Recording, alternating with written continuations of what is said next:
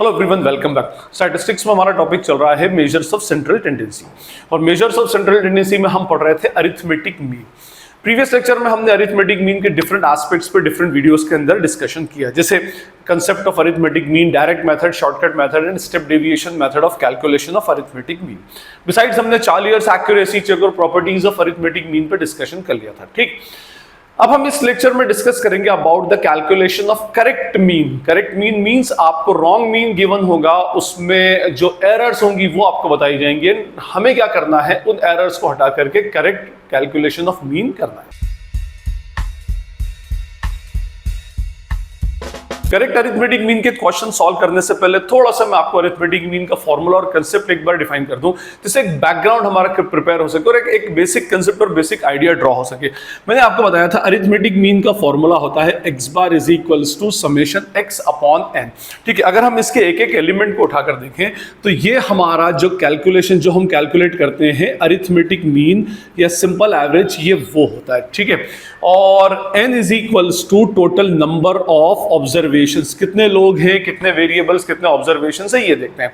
Summation x is the some total of all variables. ठीक है, सम total of all variables. अच्छा, अब मैं आपको एक बात बताऊं, सम टोटल ऑफ ऑल वेरिएबल्स हम कैसे कैलकुलेट करते हैं। सम टोटल मींस जैसे अगर दे के रखा है वैल्यू 50 और 40, 90, 10 और 60, ये वैल्यूज आपको गिवन है। ठीक है, 5 वैल्यूज हैं, आपको मीन निकालना है। तो आप क्या करेंगे, सबसे पहले इनका सम टोटल करेंगे। Sum total means 50 plus 40 plus 90 plus 10 plus 60 divided by 5 क्यों करते हैं, बिकॉज हमारे पास टोटल 5 ऑब्जर्वेशंस या 5 वेरिएबल्स अवेलेबल है। ठीक है, इसका टोटल अगर आप करेंगे तो आएगा 250, 5 से डिवाइड करेंगे तो रिजल्टेंट वैल्यू विल बी 50।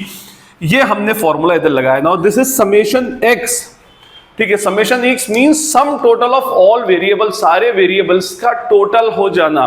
ठीक है, और ये हमारा n है, नंबर ऑफ ऑब्जर्वेशन, और ये हमारा अरिथमेटिक मीन। ठीक, फाइन।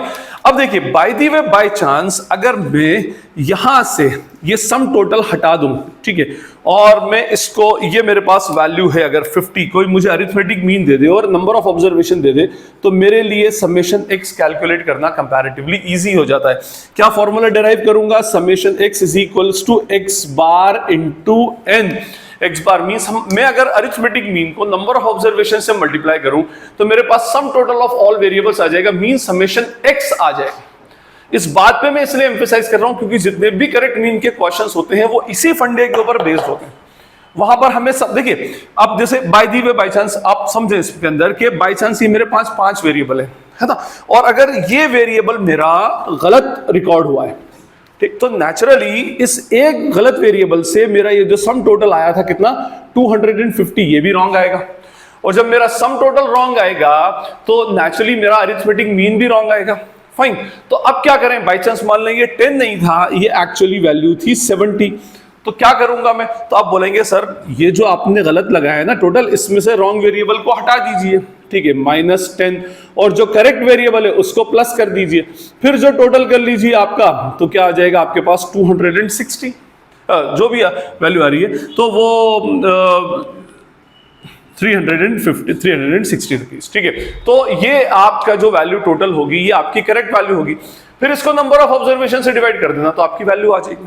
तो ये जो करेक्ट मीन के क्वेश्चंस हैं, इसके अंदर आपको जो ऑब्जर्वेशंस होते हैं, वेरिएबल्स होते हैं, उसमें मिस्टेक देगा कि आपने रिकॉर्ड करने में एक वेरिएबल को 15 की जगह 50, ऐसे भी सुनते ना कि भाई कोई एक बंदा बैठा हुआ है बोल रहा है कि भाई नेक्स्ट वैल्यू इज 50, तो अब जैसे मैं ही कई दफा अपने स्टूडेंट्स को कोई वैल्यू डिक्टेट करता हूं तो 50 बोला तो वो अक्सर कंफ्यूज होते हैं, 15 बोला सर, 1515 और 5050, तो हो सकता है मैं 15 बोल रहा हूं, उसने 50 रिकॉर्ड कर लिया।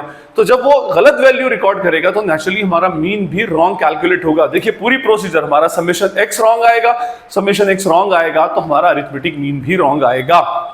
तो अब ये जितने भी करेक्ट मीन के क्वेश्चंस होते हैं, इसमें हमें कहां पे पहुंचना पड़ता है, पहले आपको मीन दे देगा कि ये आपका मीन है, लेकिन इस मीन पे 4 ऑब्जर्वेशंस में मिस्टेक्स हैं, ठीक है, और इनकी करेक्ट वैल्यूज ये हैं। तो आपको क्या करना है, जो पहले तो समेशन एक सम टोटल लेना, उसमें से जो गलत वैल्यूज आपने रिकॉर्ड की थी उसको डिडक्ट कर दें, और जो करेक्ट वैल्यू आपको रिकॉर्ड करनी है उनको ऐड बैक कर दें, और उसके बाद उसको फिर नंबर ऑफ ऑब्जर्वेशन से डिवाइड कर दें। तो हमें क्या होगा, resultant value will be the correct arithmetic.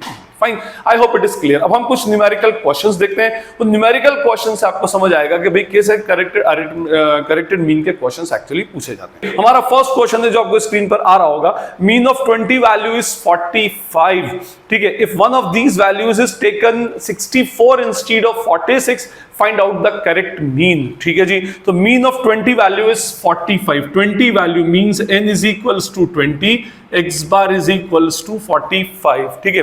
अब इसमें क्या हुआ आपसे कि एक वैल्यू 64 लिख ली गई इंस्टेड ऑफ 46, ठीक है। 64 रॉन्ग है, 46 करेक्ट है, ठीक है।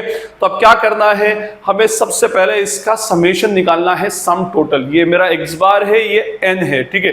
तो हम उसमें पहले क्या लेंगे, इसका जो सॉल्यूशन है उस सॉल्यूशन में लिखेंगे सम टोटल ऑफ 20 वैल्यूज, क्या होगी ये 20 इंटू 45, दैट इज व्हाट 900, ठीक है। 900 हमारा सम टोटल हो गया, mean sum of all observation is 900। हम इसको ऐसा भी लिख सकते हैं, ठीक, फाइन। अब उसमें से जो रॉन्ग रिकॉर्ड हुआ है उसको डिडक्ट कर दें, जो करेक्ट रिकॉर्ड हुआ उसको प्लस कर दें। तो हमने लिखा लेस रॉन्ग एंट्री, तो जो रॉन्ग एंट्री है उस रॉन्ग एंट्री को हम माइनस करेंगे, दैट इज व्हाट 64, और क्या कर देंगे, ऐड व्हाट करेक्ट एंट्री। तो correct entry is what plus 46, ठीक है।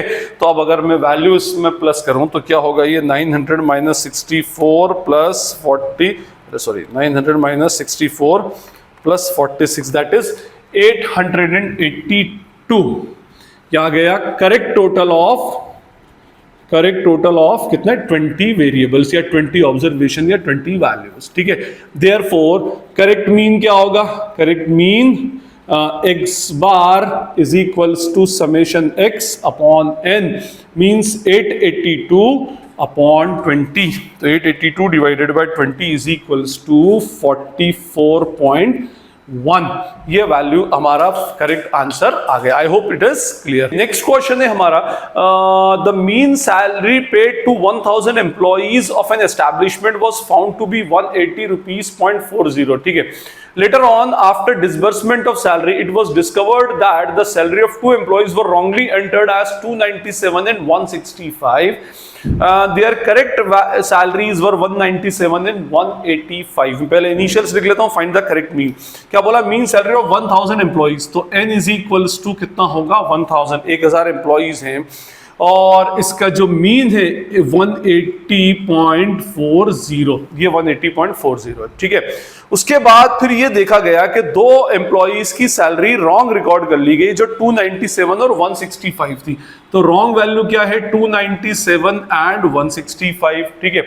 और करेक्ट वैल्यू क्या थी, 297 की जगह 197 एंड 185। मैं इसका टोटल लगा लूं, means total wrong value, individual लेने से तो टोटल रॉन्ग वैल्यू ले लेना, 297 प्लस 165 इज व्हाट 462, और 197 प्लस 185 इज 382, मींस ये रॉन्गली 462 हमने इसके जो सम टोटल है उसमें ऐड कर लिया, और 382 हमें एक्चुअली ऐड करना चाहिए था। तो वही सिंपल सा फंडा, रॉन्ग वाला डिडक्ट कर दें, करेक्ट वाला ऐड कर दें। तो हम क्या लिखेंगे, पहले उसमें सम टोटल ऑफ 1000 ऑब्जर्वेशंस, ठीक है। तो क्या होगा 1000 इंटू 180.40, तो that will be 180.40 into 1000 is equals to 180,400।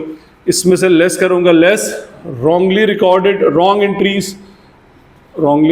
Entries total कितना हो जाएगा 462, और ऐड करूंगा करेक्ट एंट्रीज, तो ये करेक्ट एंट्रीज जो हैं दैट इज व्हाट 382, ठीक है। और minus 462 plus 382, that is 180,320। This is our what correct total of कितना 1000 वेरिएबल्स या 1000 observations. Therefore correct mean correct mean हो जाएगा x bar is equals to summation x upon n। Correct summation x कितना है भाई 180320 डिवाइडेड बाय 1000। तो ये answer will be 180.320। This is our correct mean. पहले 180.400 हमारा मीन। नेक्स्ट क्वेश्चन है हमारा, the average age of 30 students in the class is 17 years. 4 students having an average age of 14.5 years left the class and 5 students joined the class whose ages were 23, 21, 17.5, 19.5 and 21 years respectively. Calculate the new average age of the class. ठीक है, average age of 30 students means n is equals to 30, x bar is equals to 17 years. अब इसने यहां पर एक point दिया है 4 students having an average age means 4 student जिनकी एवरेज एज 14.5 थी क्लास से चले गए, ठीक है, छोड़कर चले गए। तो स्टूडेंट लेफ्ट की क्या total age of student left कितनी चली है, तो मैं क्वेश्चन के अंदर ही कर दूंगा। और 5 स्टूडेंट फिर क्या है क्लास में ज्वाइन किया, ठीक। चले तो मैं पहले लिखता हूं उसमें sum total of ages of 30 students, ठीक है। तो कितना हो जाएगा 17 ईयर्स इंटू 30। तो ये आ जाएगा 17 into 30 is equals to 510 years. 510 years हमारी टोटल आ गई। अब जो स्टूडेंट छोड़कर चले गए तो उनकी एवरेज एज क्या, उनकी टोटल एज क्या करते हैं, माइनस करते हैं। तो लिखेंगे less total age of students left the class, ठीक है। कितने स्टूडेंट्स ने छोड़ा है, 4 स्टूडेंट, और उनकी एवरेज एज बताई है 14.5 ईयर्स। अच्छा ये एवरेज एज बताइए, हाँ तो हम टोटल लेना पड़ेगा यहाँ पर 14.5 इंटू 4 दैट इज व्हाट 58। और जो 5 स्टूडेंट आए हैं उनकी टोटल एज ले लेता हूँ। टोटल एज ऑफ, ये total age of 4 students, total age of 5 students, ठीक है, ज्वाइनिंग द क्लास, ठीक है, ये क्लास में ज्वाइन कर रहे हैं, ठीक है। तो ये हो जाएगा क्या क्या भाई, देखें इसमें 23 plus 25 plus 17.5 plus 19.5 plus 21 years, ठीक है।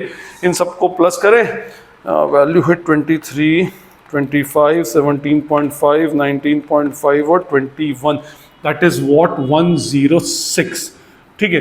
टोटल कर लें इसका 510 minus 58 plus 106 that is what 558। अभी आ जाएगा टोटल एज ऑफ 31 स्टूडेंट्स। देखिए याद रखिएगा यहां पर टोटल भी चेंज हो गया है। क्या टोटल चेंज हुआ है, टोटल स्टूडेंट थे क्लास में 30 और 4 गए हैं और 5 आए हैं। तो 30 माइनस 4 26 प्लस 5 इज व्हाट 31। तो अब टोटल ये जो 558 ईयर्स है ना, ये 31 स्टूडेंट्स की एज है। तो हमारे पास therefore new mean average age is what summation x upon and that is what 558 upon 31। तो 558 divided by 31 is equals to what 18 years. तो ये हमारा टॉपिक था करेक्टेड मीन का। आई होप आपको ये इसका कंसेप्ट और कुछ न्यूमेरिकल क्वेश्चंस क्लियर हो गए होंगे। स्टिल अगर आपको कोई क्वेरी या डाउट लगती है तो कमेंट सेक्शन में आप मुझसे पूछ सकते हैं। This is Najeeb Hashmi signing off from Najeeb Hashmi academy. Thank you.